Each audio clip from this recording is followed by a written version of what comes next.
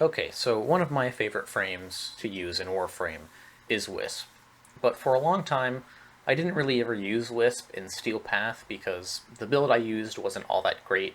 It had pretty high duration and strength with low range and efficiency. And I changed it to the build I have currently, and the only difference between config A and config B is what ability I have subsumed, and if I choose to run continuity or augur message. So for config A, I've got pillage, and for config B, I've got roar, just because why not? It's not even really necessary. I do plenty of damage even without it, but it's just more fun. And the build I'm using, it only has 2 Forma put into it because I don't want to bother putting Forma and unlocking the X-List slot when Wisp Prime is most likely going to be the next Prime frame released. So to me, it doesn't seem worth investing resources when I'm probably just going to subsume regular Wisp when I get the Prime version, whenever that comes out. So for the most part, this build works fine, but when doing Steel Path, I would always run into the problem of getting to the point where enemies would do damage to me too quickly to out-heal, and this is especially the case when going up against certain acolytes, and so I found it easier to just use other frames for taking on the Steel Path, like Valkyr or Ember, both of which are frames that I put a lot of resources into to, make them Steel Path viable. Um, there were a lot of other options that I could have gone with that wouldn't have been as expensive, but I don't know. I think it's just more fun using things that aren't really used all that much. But I feel like such an idiot because Wisp has an amazing tool for surviving when you've taken too much damage, and that's her second ability, Willow Wisp. I think that her first and third ability are so good that I almost never hear anyone talk about Wisp's second ability, to the point that I almost never used it except for traversal. But Wisp's second ability sends out a projection of Wisp, and if you use the ability again, you teleport to the projection. But you also get 3 seconds of invulnerability when you do, and also, as long as the projection is active, enemies will no longer target you.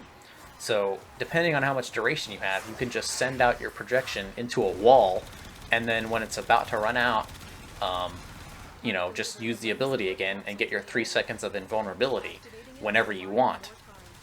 So, it's hard to put into words how stupid I feel, knowing that during all the times I've been killed, during Acolyte farming in the Steel Path, I could have just used my second ability and been fine. Also, if I put 1 or 2 more Forma and unlock the Exilus mod slot, I could put Augur Reach in and Brief Respite if I had it, for a shield gating setup, which would, make this a lot more beneficial and a lot more survivable.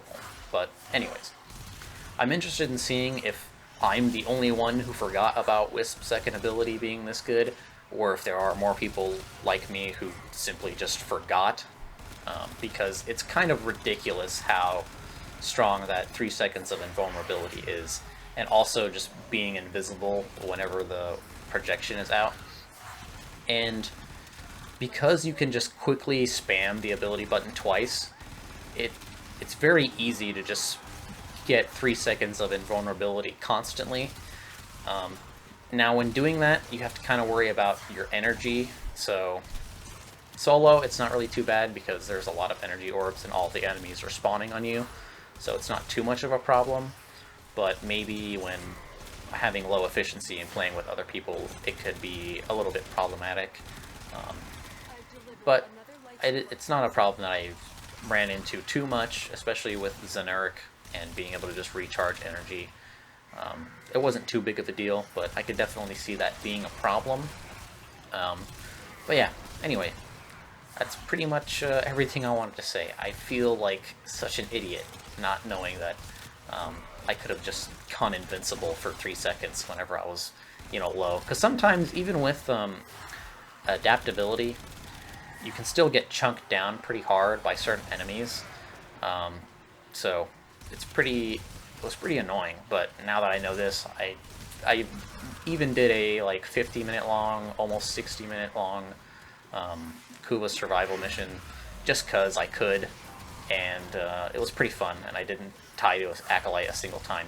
The only one that gives a little bit of trouble is Violence, but basically what happens is before she spawns, you just use your ability, and then you get like 3 seconds of invulnerability, and just walk up, and if you've got, you know, a weapon that can deal with Acolytes quickly, you can basically kill her before she's able to do anything, so, you know, it's not too bad. But anyways, that's all.